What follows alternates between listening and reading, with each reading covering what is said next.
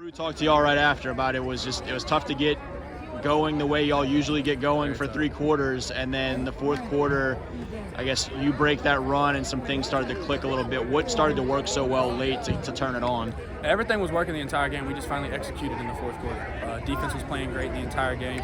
Giving up 3 points to a great team like West Monroe in one half, and only giving up 1 touchdown in the second half was a great job by them.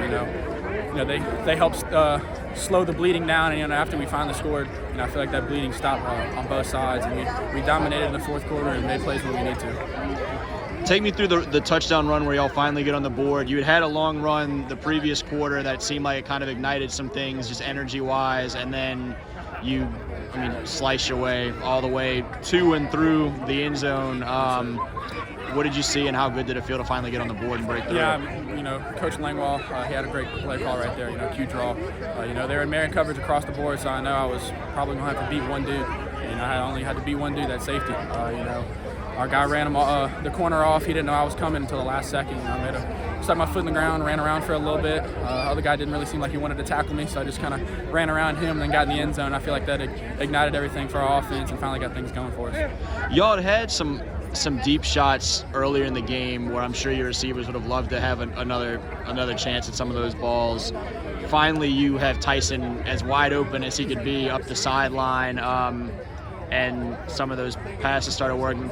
Tylen had his opportunity. How did Tyson get that open on the far sideline? And then for Tylen, what can you say about the performance he's had for you this season? Yeah, can't give all our secrets away on our offense. Yeah. I'm not going to tell you how he got that open. But, he did what he needed to do, got open when he needed to, and made a great catch and run after. I stuck it on him when I needed to. And, Tylen's just that big dynamite, player that always makes the big plays when we need him to.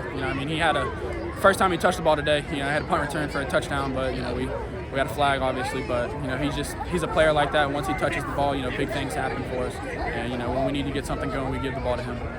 To scratch your way through yet another West Monroe Zachary playoff game, and now be advancing to the quarters for Bruce at the 10th straight year. Yes, how significant is that to beat a team that is well known as a long-time traditional power in this state, and to continue to cement the legacy that y'all have built over here? It's a great feeling to beat a team like that, and especially after last year. I don't think the refs helped us this year.